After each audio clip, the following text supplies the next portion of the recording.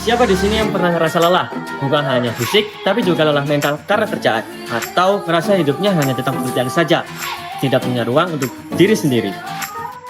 Halo semuanya, selamat datang di presentasi kami tentang work-life balance. Pada kali ini, kami tidak hanya ngomong tentang teori, melainkan memahami bagaimana konsep ini sangat penting untuk dibahas, terutama di tengah kondisi dunia kerja yang penuh tekanan seperti sekarang ini.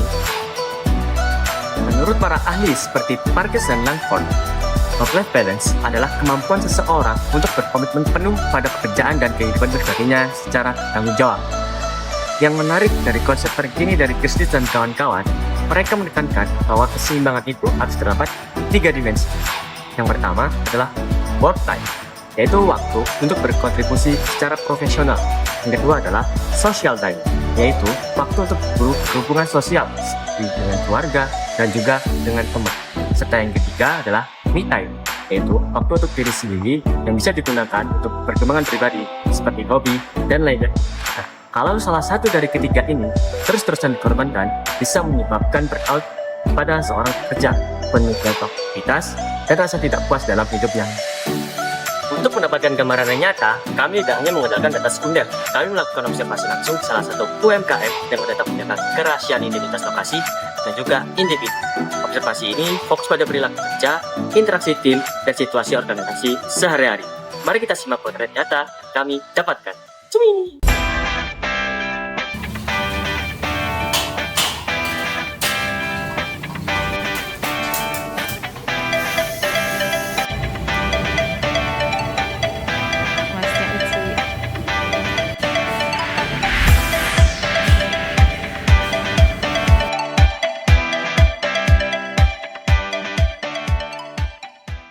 Saya Zawa dengan teman saya Hirota Putri. Kami merupakan mahasiswa aktif semester 3 dari Fakultas Psikologi UNAR. Jadi pada kali ini kita akan mewawancarai terkait dengan topik work-life balance di pekerjaan seni. Oke, terkait apa yang Bapak sampaikan, sifatnya dalam hasil ini tidak akan kami sebarluaskan, seperti kami sendiri. Yang kedua, jika ada pertanyaan yang dirasa tidak mau dijawab, silakan diberitahukan saja biar kami.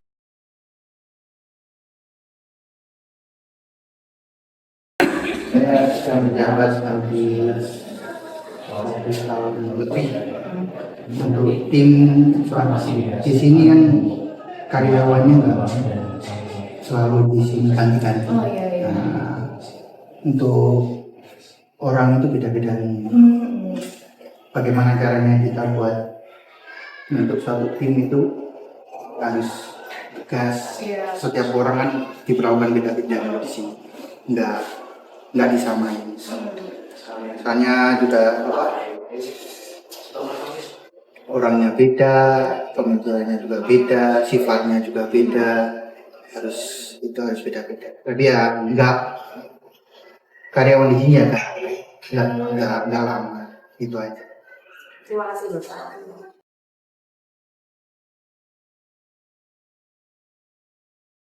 Kalau kendala ya ada lah. Paling ya yang satu kurang rajin, yang satunya rajin, ya gitu aja. Tapi kalau di luar sudah beda lagi. Untuk bagaimana cara Bapak memanage?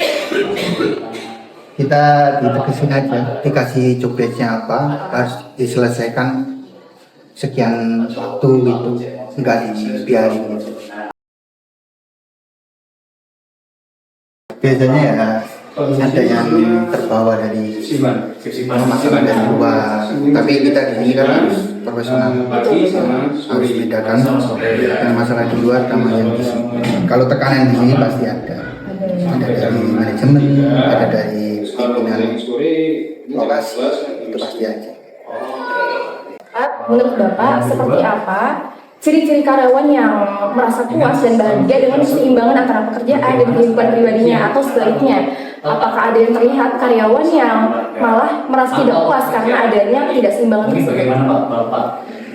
Kalau dibilang tidak puas pasti tidak puas dari segi kerjanya, segi bayaran, gajinya itu ya. Kalau kerja kayak gini kan tidak sesuai, pasti ada. Kalau beban yang lain nggak ada. Kalau boleh tahu, shift pergantian jamnya itu gimana sih Pak? Kalau pergantian shift, kalau yang pagi itu masuk jam 8 pulang jam 4, kalau yang siang itu jam 2 sampai jam 10 malam. Jam 10 malam. Oke, untuk pertanyaan terakhir, sebagai pimpinan, upaya konkret apa yang telah Bapak lakukan untuk mendukung keseimbangan tersebut dalam tim? Untuk pertanyaan selanjutnya, mungkin di luar Sebagai pemimpin kita harus melihat itu kerjaan sifat karyawannya. mungkin kayak kepikiran Ya kita bagian, kalau yang agak bandel agak dikasih, kalau yang ini agak diberi motivasi lah intinya. Kalau ikut kerja sama orang ya kayak gitu. Apakah Bapak merasa upaya yang Bapak berikan itu telah memberikan dampak gitu Bapak, dampak yang baik terlihat? Memberikan juga, ada yang bisa berubah, ada yang semua ya sifatnya kan masing-masing sih. Pasti ya kalau saya kasih arahan dipakai.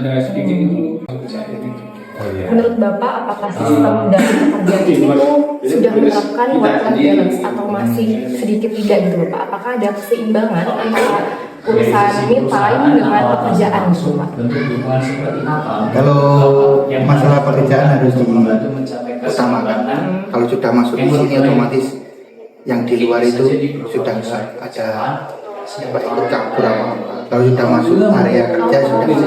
Kalau yang mau di luar ada apa ini apa, utamakan yang di kerjaan gitu. Dan itu sudah terstruktur ya Bapak. Misalnya kalau di pekerjaan berarti harus mengutamakan, tapi kalau di keluar mungkin ya lebih time Bapak tidak akan mengerahkan tugas-tugas seperti itu ya Bapak. Oke, baik. Terima kasih. Mungkin sekian saja Bapak terkait dengan wawancara. Sebelumnya saya mengucapkan mohon maaf jika ada salah kata.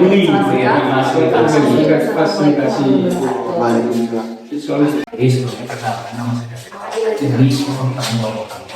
Jadi sejauh kami wawancara sebagai tugas mata kuliah biologi industri. Jadi kami turun lapangan langsung ke industrinya. Jadi mungkin Menurut pengalaman dan pengalaman Bapak, apakah pernah melihat bahwa mungkin berapa lama Bapak di sini? urusan dalam Lebih keluarganya itu mempengaruhi cara kurang lebih 5 tahun kerja ya. di kantor atau sebaliknya? Di sini sistemnya sip-sipan ya. Ini bercerita dari sip-sipan pagi sama sore. Pagi sama sore. Ya, pagi contohnya mulai jam 8 sampai jam 3. Terus kalau untuk yang sore itu jam 2 sampai jam 1. Oh, baik. Saya mengalami sama yang saat ini kinerja alhamdulillah bisa sih untuk membagi waktu untuk antara kerja sama keluarga bisa, karena kita di sini memberikan untuk karyawan itu waktu untuk libur ya. Jadi seminggu itu sekali. Jadi mau libur kita berlibur gitu. Cuman khusus weekend itu tidak ditambah libur. Oh, untuk weekend itu Semua karyawan nggak tetap dari libur ya. Oke. Dan kita kasih kelonggaran, dan misalnya ada izin kita upaya konkret apa yang telah Bapak lakukan toleransi. untuk mendukung keseimbangan Berarti ada toleransi dalam untuk tim? mungkin izin yang mendadak gitu. Pak? Betul. Oke. Alhamdulillah saat ini nggak ada. Kalau saya sih sebisa mungkin diselesaikan juga di tempat kerja.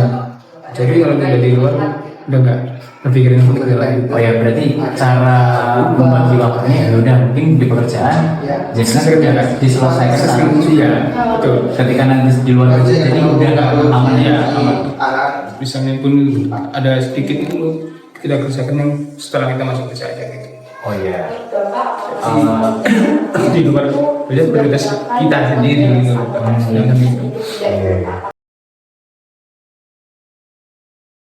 Alhamdulillah untuk kebijakan dari owner kami selalu support, mendukung apapun yang terjadi di lapangan. Ya. Gitu. Dan untuk segi perlengkapan apa yang kurang kita selalu disupport, selalu di Terima kasih. Mungkin sekian selalu saja Bapak dan wawancara. Sebelumnya saya sebenarnya sudah dipenuhi ya, fasilitasi itu selalu dukung selalu. Sebelumnya apakah Bapak merasa tertekan atau stres dalam bekerja? Sempet juga tertekan juga sempat, cuman kalau kita dibikin tertekan kita juga bikin stres juga gitu loh Mas. Kita jadi berusaha sebisa mungkin kita harus bisa nyantai Terus untuk menangani stres tersebut mungkin Bapak melakukan apa? jadi supaya kita nggak stres gitu. Kita minta itu keluar sama keluarga, itu juga bisa stres kita sudah hilang gitu. Jadi selama ini keseimbangan kerja antara luar itu seimbang ya Pak? Seimbang. Baik Bapak, terima kasih atas Sama-sama. waktunya. Mohon maaf telah membuat dan kami sampaikan kembali untuk ini semua bakal kami rahasiakan dan ini untuk keperluan bersama. Terima kasih. Nah, berdasarkan observasi dan wawancara yang udah kita lakukan nih, ditemukan adanya upaya untuk mencapai work-life balance dalam UMKM nih. Tapi pasti ada tantangannya dong. Dalam hal ini tantangannya adalah dari sisi pemimpin. Pemimpin ini menggunakan cara atau pendekatan yang bersifat berorientasi pada kontrol. Ini bagus banget sih sebenarnya untuk menjaga kedisiplinan pada karyawan. Tapi terkadang ada beberapa aspek yang diabaikan, contohnya seperti aspek kemanusiaan dan empati dalam hubungan sosial maupun hubungan kerja. Nah, akibatnya apa sih? Akibatnya itu akan tercipta lingkungan di mana karyawan merasa tidak aman untuk mengungkapkan kesulitan pribadi yang sedang dialami, dan itu pasti akan berdampak pada performa kerja mereka. Interaksi antara kepemimpinan yang kaku dan sikap karyawan yang pasif dapat membentuk siklus yang kurang mendukung kesehatan mental jangka panjang. Karyawan enggan menyuarakan kebutuhan fleksibilitas dan dukungan yang lebih. Sementara, pimpinan mungkin hanya menganggap tidak ada masalah perlu ditangani yang lebih serius. Hal ini beresiko mempertahankan keadaan yang ada tanpa pemerawan kebijakan yang dapat meningkatkan kualitas kerja. Oleh karena itu, konteks UMKM sering dianggap lebih luas dan kepemimpinan dan komunikasi tanpa memainkan peran penting dalam menciptakan iklim kerja yang mendukung produktivitas sekaligus kesejahteraan psikologis karyawan. Keseimbangan kerja dan hidup butuh yang namanya kerjasama. Perusahaan perlu lebih empatik, fleksibel, dan menghargai waktu kerja pada karyawan. Dan karyawan itu perlu berani untuk menetapkan batasan dan beristirahat dengan benar. Lingkungan kerja yang aman membuat beban bisa dibicarakan secara bersama, karena kesehatan mental bukanlah hal yang mewah, melainkan kunci produktivitas jangka panjang. Berdasarkan hasil wawancara dan observasi yang kami lakukan di salah satu UMKM Kota Malang, kami menarik kesimpulan bahwa upaya dalam mencapai work-life balance masih menghadapi hambatan yang cukup serius. Di satu sisi, supervisor menerapkan gaya kepemimpinan yang kaku dan juga menekan kontrol dengan batasan jelas antara tugas pekerjaan dan juga pribadi. Namun di sisi lain, karyawan merespon hal tersebut dengan pasif. Mereka menganggap bahwa tekanan kerja merupakan hal yang wajar, sehingga mereka tidak menyampaikan aspirasi dan juga kebutuhan akan dukungan yang lebih baik. Jika kondisi ini terus berlangsung, maka karyawan akan mengalami stres dan kelelahan emosional, sedangkan perusahaan akan kehilangan kesempatan dalam berkembang karena minimnya umpan balik yang jujur. Oleh karena itu, diperlukannya perubahan bersama. Supervisor harus menunjukkan empati dan membuka ruang dialog bersama, sedangkan karyawan harus bisa diajak untuk berkomunikasi, dan perusahaan harus menghadirkan kebijakan yang lebih fleksibel dan juga kebutuhan dukungan psikologis. Work-life balance yang sehat dapat tercapai dengan adanya kolaborasi demi kesejahteraan psikologis karyawan dan juga keberlangsungan organisasi. Oke, terima kasih. Wassalamualaikum warahmatullahi wabarakatuh.